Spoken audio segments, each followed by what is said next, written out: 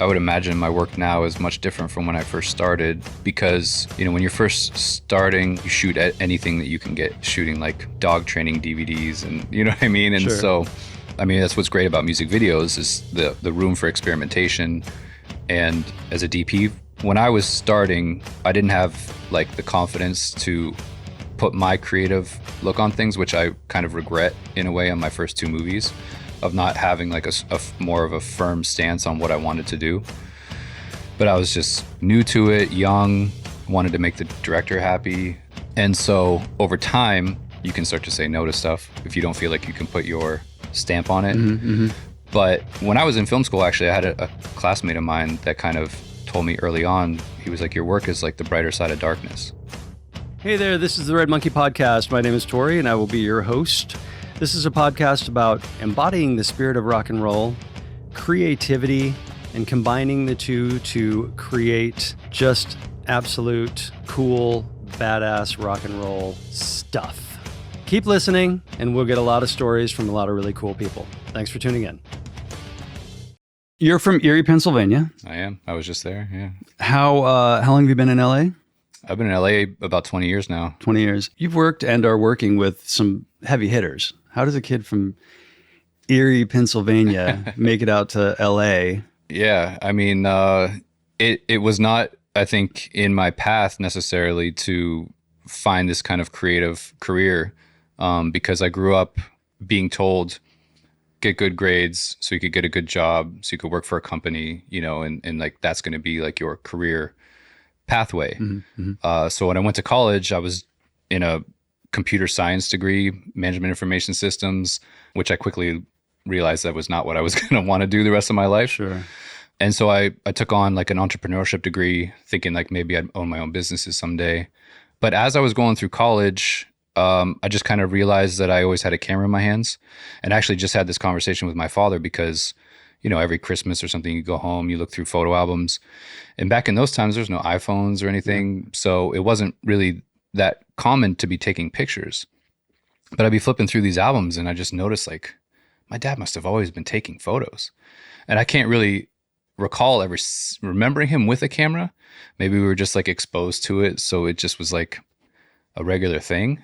But I just got to have this conversation with him and was like, he had a Pentax 35 mil camera and was always taking pictures. And I found myself in college, like I always had a camera in my hands. It was usually like a disposable, nothing crazy. I didn't understand like lenses or in college, I just was taking pictures. And I was a swimmer. All film, right? All film. Yeah.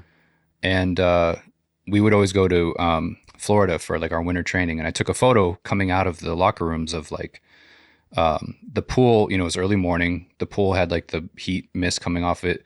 The sun had just broken in the distance. And I snapped this photo where like the light hadn't even exposed the edges of the frame yet. It was kind of very vignetted. And there was a swimming magazine at the time that had a final image on their last page called a parting shot.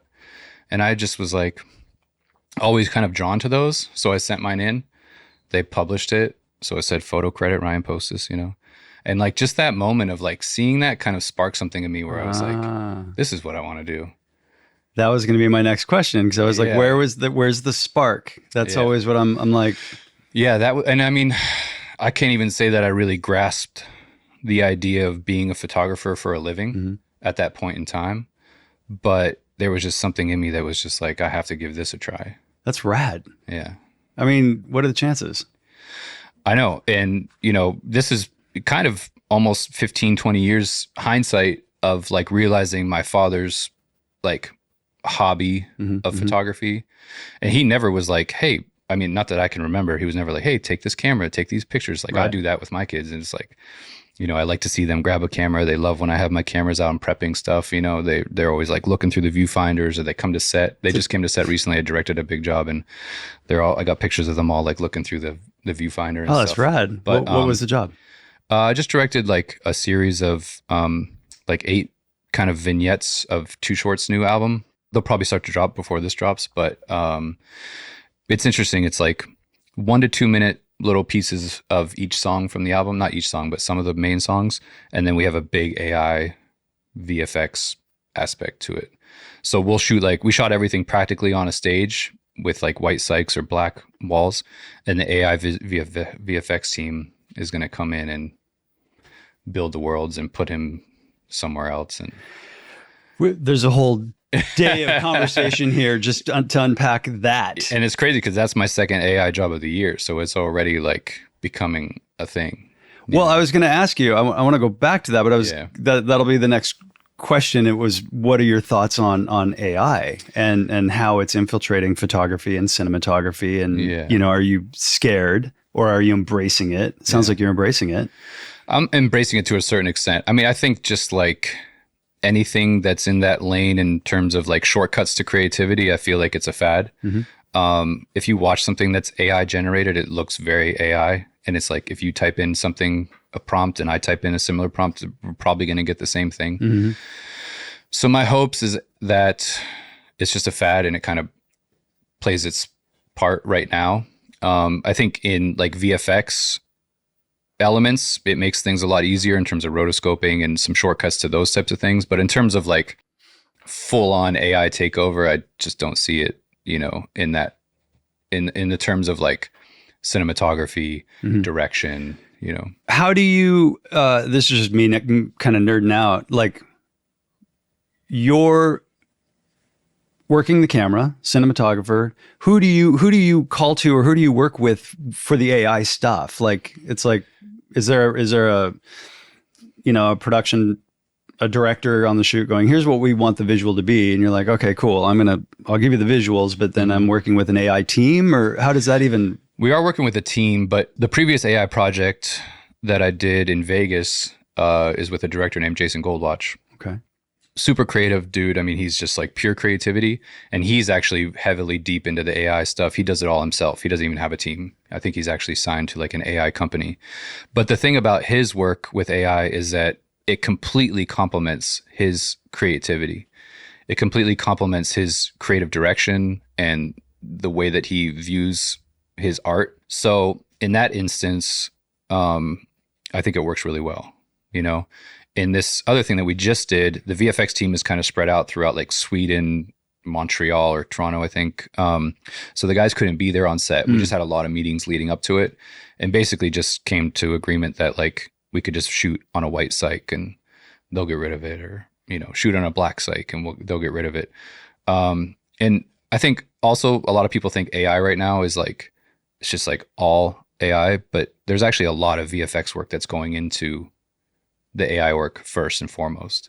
So it's still like a VFX heavy world that they live in, because they're talking about same terms of like rotoscoping and, you know what I mean? All the things that have to be done. And like, we're giving them practical assets, but we still have to receive assets from them that a VFX editor has to comp them together still. Right. So it's not just like, we shot all this stuff, we pass it off and it becomes all AI. Like, it's not like this magical thing. There's still just like a ton of work that needs to be done. Well, it's kind of like that, what comes first, the chicken or the egg? It's like, who's, are there power dynamics on the thing? Is it hard to work with, I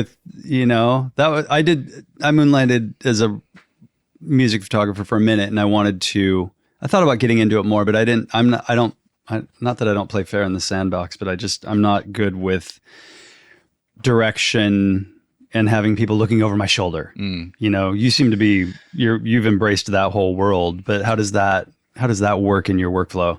I mean, my responsibility was physical production. We were there on the stage, on the set. No first AD, had to kind of run the show. And so that was the extent of my responsibility, aside from maybe just, they've been starting to send us some mock-ups, and, they're making Too Short look young and these kinds of things. And so we get to give feedback in that regards. But like, once you have the deck and we've had our creative discussions on Zoom, I feel like we're really prepared. And, that's not my wheelhouse. So I think what they're going to do is probably going to be beyond what I could have imagined. Because, these guys have done like really big music videos lately. And they're just, the worlds that they can create are pretty epic. But like, say they make a gas station with a motorcycle sitting out front, they still have to kind of like, they use like Vectorworks, or they're still doing VFX work. So it's not just like, So would they take like let's just say a stock image of I'm thinking out loud, but a stock image of the gas station, and then you're shooting the motorcycle, and then the VFX team's putting it all together into one thing, or yeah. or would you shoot the gas station and then they would bring in a Yeah, well, so a good example of that is we had 3 picture cars for this. We had Too Short's old Cadillac from the Born to Mac original photo shoot. He had a GTO, which was sick. He had a new, Mercedes, I think it was, and I had to take some time to quote unquote scan those. So I just took my stills camera, my Leica, and I did like full 360 profile, 3/4 front, and took all these images and they feed them into their system to build a a mock-up. VFX model. Wow. Yeah. So it's wild. I mean, people say AI and it's not that, it's still VFX. Like, Well, and that's the thing. I mean, the little bit of knowledge that I have of AI, I've played around a tad with, imagery, writing, just different things. And it's not, I don't think that it's going to take over the personal touch that one can bring. Yeah. Like, I mean, the people that are worried about that I always just say, like, can you imagine any human going to a movie theater and watching a completely like AI generated movie? I just don't see it it'd be happening. Horrible. Yeah. Like, where's the audience for that? It's people that are just on their phones. Oh, cool. It's it's like a cat, Yeah. It's like, it's a great tool, but that, I don't see it much past that realm of being a tool. yeah, I just, I think that as humans, we have a certain relationship to an actor. Mm-hmm. So, I think like the de-aging stuff is cool because you can help tell the story using that. But as far as creating like a fully AI actor or, like, what does it look like in the eyes? Yeah. You know what I mean? There's no like, soul. Yeah. I mean, you can tell immediately when you're scrolling through online and you just see a person that's AI and, there's just nothing in the eyes. It's like, so how are you going to, latch onto that as an audience member, like watching a story or a movie or, it's, yeah, I don't know. I mean, we can't predict the future. Technology goes so fast. So who knows? Maybe I don't know. Maybe it's going to get there or something, but, I don't feel any pressure in terms of like, losing work over it or. Yeah. Well, I mean, if you're embracing it, I mean, that's the thing. Either you get on board or you fall behind, right? And it sounds like you're right at the forefront of. I mean, you're on board. That's great. Yeah, I mean, I went smart. Went from no AI projects to 2 in a row, and I mean, that should speak volumes right there. I think if we can still do physical production, if we can still like Too Short was on our set, we have models on our set. Like I'm still lighting that. I'm still blocking it. I'm still giving direction. Then if the world needs to be, Dubai or, something where we can't afford to go, then cool, but I would love to go there. Sure. And there'll be other projects that have the budget for that. But for these types of things, I mean, it's just nobody's really doing music videos anymore. TikTok killed that. And so you just have to figure out how to creatively support the artist. And this was what we needed to do for that. Well, and I mean, you kind of nailed the TikTok, the attention spans. I see it as, people's attention spans have, diminished quite a bit. But I think the idea, how many, you said 2-minute videos? Yeah, there's going to be 10 overall. Like that's 8 super of them, smart. That's cool. 8 of them we did physical production. 2 will be fully AI, like AI. Because that would, I mean, 10, and are they all thematically, let's say, the same, or? No, they're all very different. So mini videos. Mini videos. I mean, he's getting 10 times the amount of, let's say, volume as opposed to one video. Right. Which you can then distribute throughout. And that's huge. Yeah. Yeah. I mean, it's, it makes sense financially from a label perspective. People are not doing the $1 million music videos anymore. If they are, they're just completely like tip of the top artists. I mean, you're talking Meg Thee Stallion or Travis Scott. Yeah. They're few and far between now. Sure. Yeah. Well, and why would you, unless you've got the bucks to do it? It's, I mean, who's going to be, where's it's still going to be cut down into micro, Yeah. I mean, like everything right now, streaming, whether it's films, streaming, whether it's music, we're in a really difficult place in the industry right now of them figuring out how to monetize it. Or, I mean, the companies are monetizing and they're making billions and then the artists are making nothing. Yeah. So it has to shift, and we have to get to a place where, we find the middle ground of like the heydays of like a film going to theaters. It didn't have the pressure of succeeding because it would go to DVD and then it would make it all its money. Yeah. We don't have that now. And I don't understand how their deals work as far as, having a movie that goes in theaters, then it goes to Netflix. It seems like you'd still make that money, but I guess it's not happening that way. So that's a whole other, business side of things. Yeah. Which is, Well, I want to jump back to the kid from Erie, Pennsylvania, school. So you went to school, did you go to photography school? no, So you didn't go to photography school?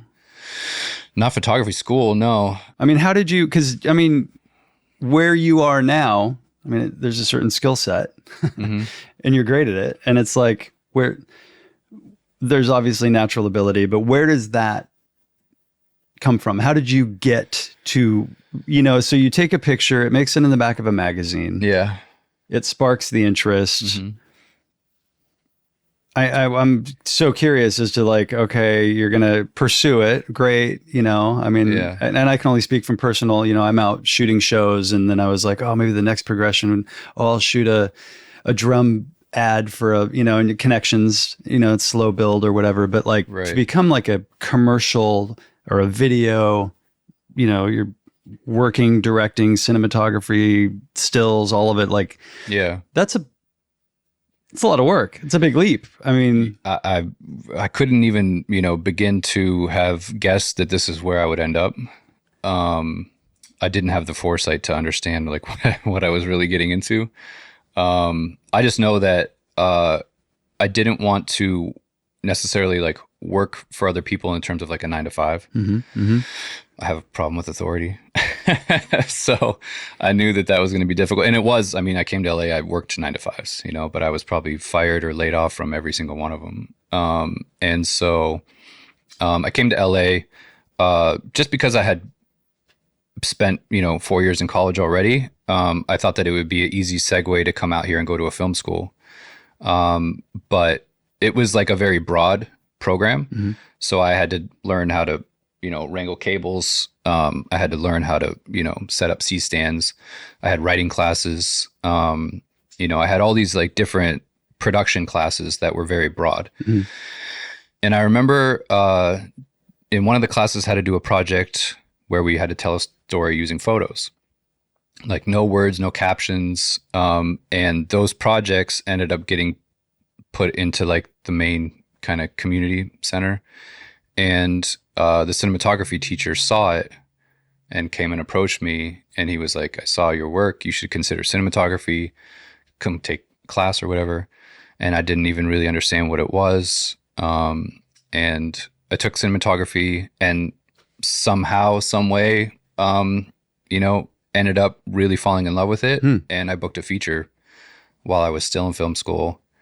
Didn't really have any like real projects under my belt. Maybe we had shot some class projects or something, but super, super like fresh and new, and and I did the project and booked another feature, shot it like back to back. So these were still while I was technically in film school. I mean, I had 2 degrees already from Pennsylvania, like I didn't need the degrees. So my time there was like really short. And then cinematography became a thing. And, I'd always just have my stills camera with me, shoot photos on set, behind the scenes pics, you're shooting actors, or when you get onto music video sets, you're shooting the artists, then shooting the directors, and, Instagram comes along, you're tagging people, posting, and just, I just saw a lot of growth like the first maybe 7 years or so. Yeah. Stacking the chips. Yeah. I mean, that's it. It's kind of a common theme that I've heard with creatives is the idea of, I'm going to work 17 hours to not have to have an 8-hour job. Yeah. Don't like authority and didn't plan on being where I'm at this point. And it's that thing where I always say cream will rise to the top. Like if you're, we all have to hustle. There's always the hustle mentality, especially out in LA here, that, people are going to work, but you know, you got to have that inkling. You had that first spark, and then I would call it the second spark, where somebody recognized your talent, and that took you into the next direction, which is huge. I mean, had he not come to you, you might still be, working as a photographer, but that opened up a whole new world. It did. Yeah. It's the foundation. I mean, the photography was the foundation for it all, but the cinematography was definitely how I kind of gained recognition, gained networks of people, and kind of allowed myself to, I mean, not that I didn't come out of film school like just working, Sure. I got 9 to 5s and I would try to shoot when I could. And that's part of the hustle. That's part of the grind. Yeah. And I got caught up in the 9 to 5 thing for too long, in my opinion. Yeah. And just came to a point where I had a job at 20th Century Fox, going to the lot every day. After, maybe a few weeks of it, I just was like finding myself not happy, and just calling my dad and being like, I don't understand. Like I'm coming to Fox and, I'm on the lot. Like I should be stoked, Right. But through talking to him and having conversations, just realized that, I didn't go there to like work for other people. And while I was in the department that I was in, I realized that people had been there for 10, 15 years, never had a chance to branch out. They weren't even, we were in digital media. They weren't even allowed to like go see an edit bay or watch them edit The Simpsons or something. It was like, it was very like restrictive and I'm just like, man, this isn't what I came out here for, and I quit a great job and went freelance right when we were having our first kid. Oof. And, I just took the dive because I was just like, I'm either going to do this or I'm done. Yeah. You know what I mean? Like I got to figure something else out. I mean, that's the other thing that the creatives have is just that idea is it's just now or never and it's do or die. You have to do it or else your soul is just going to get sucked away. True. And not everybody have that. Not everybody has, some people like the 9 to 5 and they just want to get by, and that's cool. Sure. Yeah. What's the, there's like a phrase, there's no risk without, or there's no reward without risk or something, I started learning that a lot as I was taking risks, and even creatively, you have to take big risks and swing big.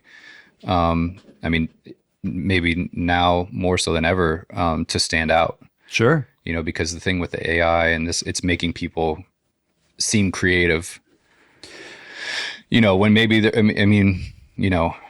everybody wants to have an outlet, but like, are you going to sit there and draw the picture, or are you going to type in AI what you want it to look like? Totally. And I've been messing around with some, creating imagery just to see. I just was like, what is this? How does this work? And I'm like, that doesn't make me.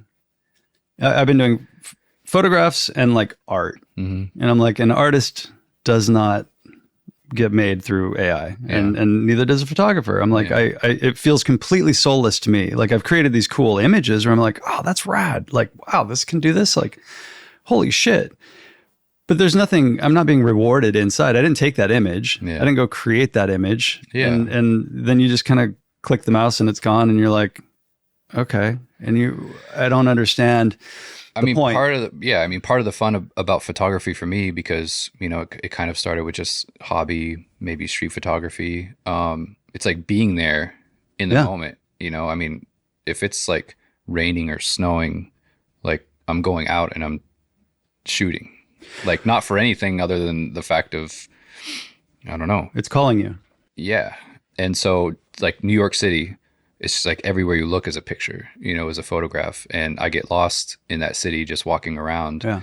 And I would never get that satisfaction from sitting at a computer and typing like, I don't know, the Brooklyn Bridge. And it's different, Well, and you just kind of nailed something that I wanted to talk about style a little bit, because your style, your vibe is to me very recognizable. I know a lot of photographers, and I've always been into photography and motion and just to see, but you've got a real street style, in my opinion. I know another photographer that doesn't have a street style, but he's really gritty. And I'm like, it's more polished, but it's got a street element. The way that you frame your visuals, the way that your black and whites are really clean, but like they just have a certain vibe that I think is completely recognizable and is your style. And I don't even know if you might realize it now and you might try and achieve that, but I don't know if it's something that people can come up with or create on their own, or it just happens naturally, you know? I think it's a progression. I would imagine my work now is much different from when I first started, because when you're first starting, like you kind of you shoot at anything that you can get. I'm shooting like dog training DVDs, and you know what I mean. And Sure. so, that's what's great about music videos is the room for experimentation.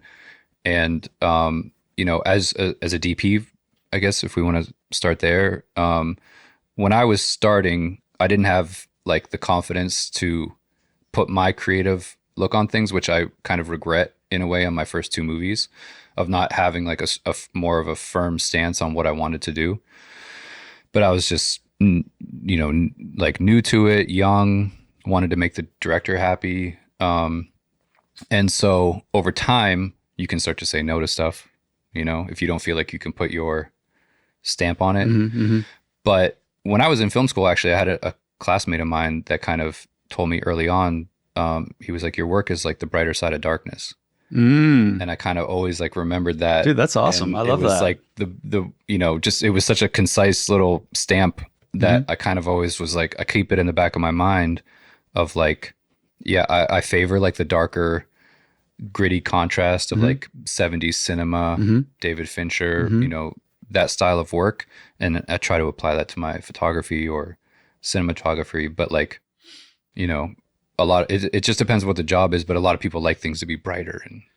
And that's what draws me to your work. And I was going to say, going from your black and whites, that streety kind of feel, into the colored work, what I noticed is, the colors are a bit more muted. Yeah. They kind of have that 70s kind of flair, but again, I think it's a more polished, I don't want to say clean, but there's definitely like this it's just a vibe. Like you've just got this cool vibe that, I appreciate that. speaks Yeah. to me. I mean, I think, I'm not a fan of like heavy saturation. Yeah. I'm like always dialing that back. Yeah. And maybe it's because I'm from dreary Erie. You know what I mean? Like, Maybe. muted palettes, grays and browns and blacks. And maybe that could be just inherently in me, but I'm sure it is. Yeah. Whenever I, like if I take photos of a concert, concert lighting, cause you shoot too, is like,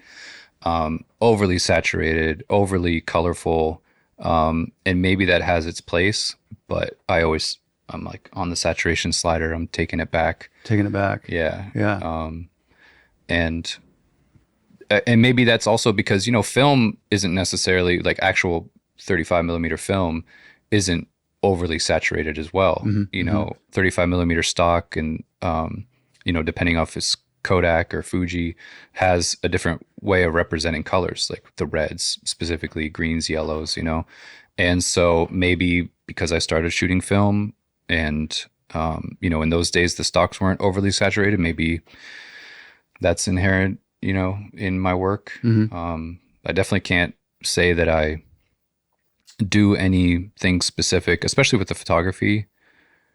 I guess it's just in the editing style or, which is part of photography too. It's, comes down to editing, also, I mean, cinema, obviously editing is the second part of the finishing of a movie, but, I think you kind of nailed it with maybe it is an East Coast thing. Like it's just that you've kind of got this inherent vibe that you've brought over. And, I think, I've known you for a while and I've tracked your work and I've seen that evolution, I feel like you're embracing your style even more, the more you're, the more things that you're working with. Like because, if somebody tells me that they've been on my website and they like my work, then there's a good chance I get to go on set and like do what I do. Sure. You know what I mean? Yeah. Like, cause now I've just built up such a like wide portfolio that, people don't have to guess like what I'm going to do when I show up. Yeah. Cause that's the thing. They're hiring you for your personality, your style, if you're easy to work with and all of that stuff. But if you can just bring those to the table, they're going to be like, great. Like we can trust that he's going to do what he's going to do, and he's going to be cool to work with. Yeah. Like, that's fucking awesome. Yeah. You've worked with some, like I said it earlier, some of the heavies, beats. You've shot commercials. Mm-hmm. Like, there was one point you were shooting an athlete.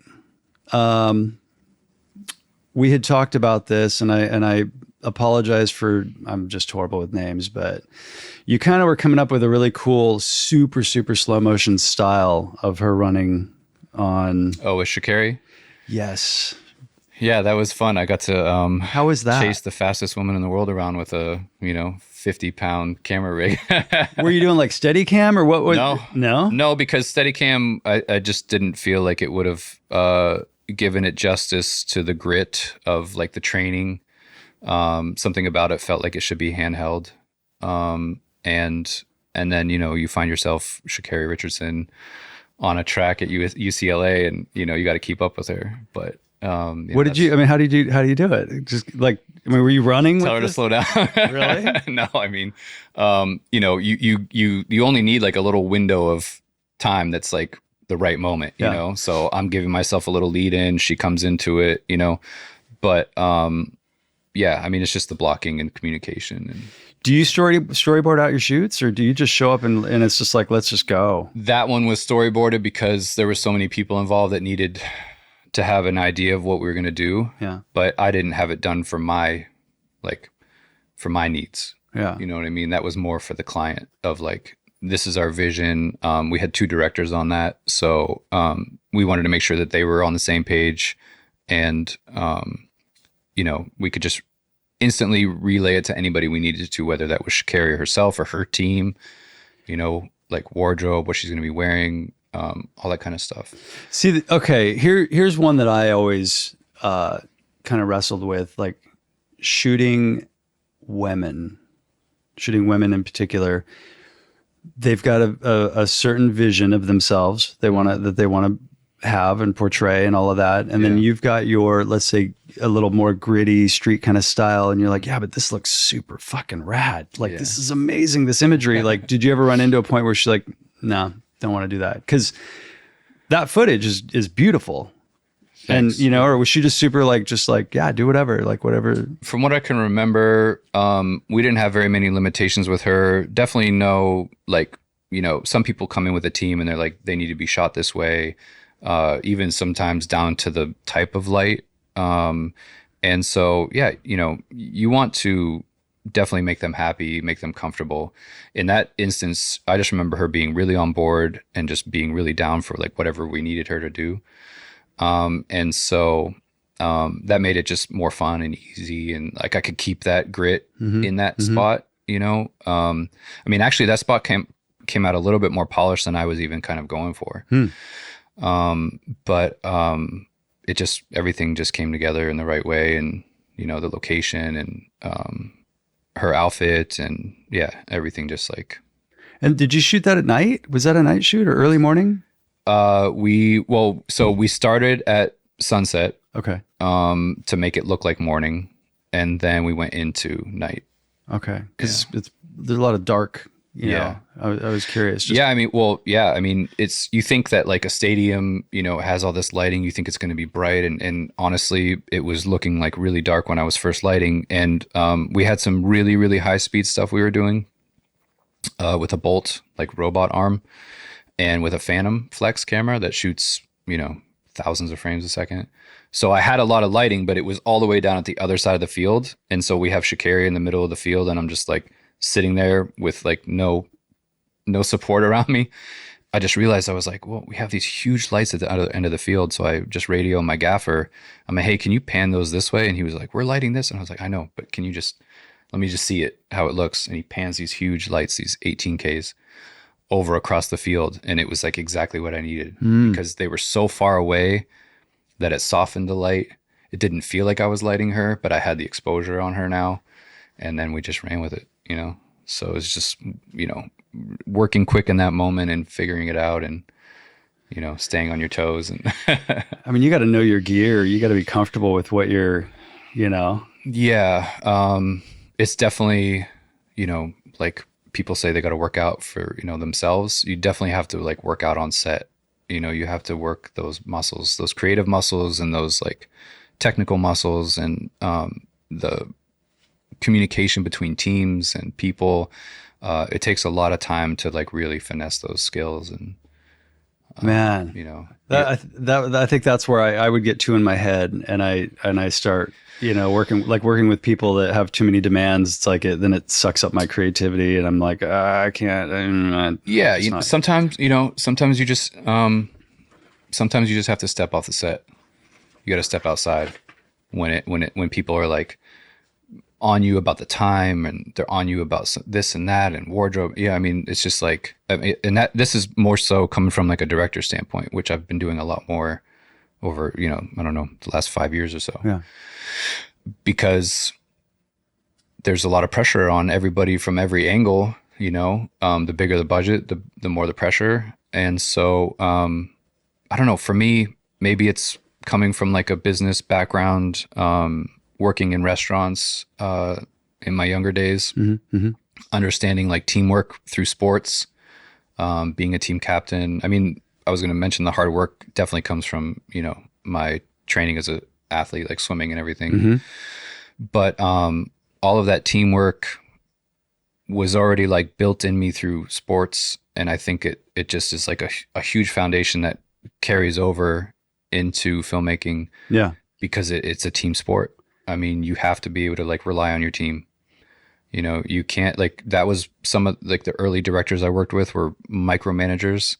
It made it extremely difficult to be yourself and to kind of put your own thing on it, Yeah. So, in those creative moments, I would just do what they wanted and make them happy. But, that doesn't necessarily mean that it benefits the end product. Sure. Well, that's where I always had my hang up, because it was kind of like, you've got that, you're wanting to make everybody happy, but you're wanting to, fulfill the creative thing, or else why are you there? You're like, yeah, it's tough. It's a very tough balance. Yeah. And you get so many chefs in the kitchen that can be like, oh, and you get people then that want to be creative, and then they want to put and you're like, and that's a good point. I mean, that's why you're there. Right. And you just have to, in that moment, if like, I don't know, if things are getting intense and stuff, you have to, in the nicest way possible, be like, this is why you hired me. I got this. You know what I mean? You just have to like, let them know that it's all good. And you're like, shut the fuck up. Let me do my job. Yeah. Trust that it's going to, let me do my job. I mean, there's been so many instances where, and the crazy thing is they can go over to a monitor, they can see like what it's going to look like. Yeah. And every time I'm in cinematography, I mean, I have a viewing LUT for them so that they can see what it's going to look like after grading and this and that. Yeah. So there's really no like guessing anymore. It's not like, I mean, I do shoot film sometimes. For those that don't know, what's a LUT? A LUT is a lookup table. It's a way of converting a raw or a log image, which is completely flat and no contrast, no detail, not any real saturation. And it basically applies the creative look that's going to represent more like what the final graded image will look like. And that comes from like the film days and, scanning the film and printing the film to like a specific stock would give it its look. And a lot of the LUTs that we use today are based off of those film looks. Everybody's trying to mimic film. Yeah. Yeah. Man, who knew this was going to turn into like a masterclass on photography? I love it. Yeah. I mean, that's my life. And I'm, coming from like the nerdy computer science kid that was in classes learning how to write code or learn how a computer worked. I'm kind of fascinated with the same thing with cameras now. Yeah. So in some crazy way, that computer science degree completely helps me now. I understand software, editing software, color, cameras are all digital now. I understand those really well, how they operate, how they work. And then the business side of it helps me be a independent CEO and, run my own production company, hire people, bid out jobs. I mean, it's all like somehow, some crazy way came together. It's kind of funny how that works. As a younger gentleman, it might be like, oh, what do I need this math class for? Yeah. You know, Oh, that but was then, for sure that kid, for sure. you know, and then all of a sudden you're like, shit, I use a lot of the tools that I was given as a younger, you know. Yeah, definitely. If you were to go back to the little Ryan as a, you know, little kid and give him just a spot of advice, you know, what would that be looking back? If it was like college me, I would say you don't need anybody else. Just if you want to make movies, just make them. You know, because I'm kind of taking the long way around. But if I go back to like kid, man, I would probably just say it's gonna be a journey. It's gonna be a journey. Yeah, it's gonna be a journey. Just enjoy the journey because you know, I just have all this determination, and for a long time, I think I kind of just like took it for granted, of like, you know, enjoy this job that's in Switzerland, enjoy this job that's in Japan. You know, like just realize that those are all the stepping stones that are gonna get you to where you need to be, as opposed to like, well, I'm only getting paid this much, or you know, it's not my big break, or you know what I mean, Right. all that kind of stuff can like weigh on you as you get older, and you know, you're like, I'm not there yet. Sure. Yeah. Well, and where is there? Yeah. That's always that, you know, it's a construct, right? It's like, Yeah, true. it's what we create in our minds, you know. I would say you've been rocking it out for quite a while now. Yeah. You've established yourself. You've built the foundation. I mean, you said that, you know, taking the long way around, but I look at it as you're building a foundation, because so many kids can, sure, they can take their iPhone and make a movie. Great. That's amazing. And that's a great tool to have. And hopefully it gets them being more creative, you know, going forward. But I feel like there's a lot of the younger generations that don't want to create. They just want the instant gratification. They don't want to create the foundation and put in the time and the work and the energy that it takes to like build something great. Yeah, they want the shortcut. They want the shortcut, Yeah. you know, and that's so, you know. I never got the shortcut. No, and that's great. Nobody ever now gave me a seeing shortcut. the fruits of, you know, it's like we all want it to happen quicker, but you know, here you've put in the time, and you know, you've got a wonderful career and a wonderful family, and Yeah. congratulations. That's awesome. Thanks, man. How do people find you?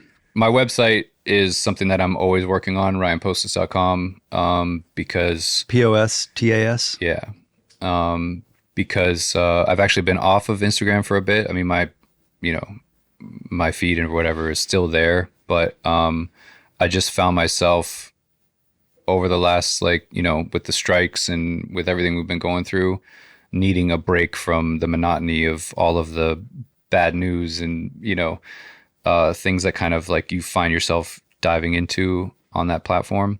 So I used to get a lot of work from Instagram, so I was committed to it. I was posting a lot, stories, feed, and then it's just not the same anymore. And so now I'm just focused on like just the work and the quality of the work, and then, you know, I'll post that when I feel like it's time. But I'm not living on that anymore, you know. It's probably better for your mental health. Yeah, facts. For sure. Yeah. For sure. Well, Ryan, man, thanks for popping in. I really appreciate you taking the time, and Of course, great man. conversation, man. Yeah, dude. Thanks for having me. It's awesome. Hey, this is Tori. Thanks so much for listening. Don't forget to subscribe, rate, and review wherever you get your podcasts, and we will catch you on the next one.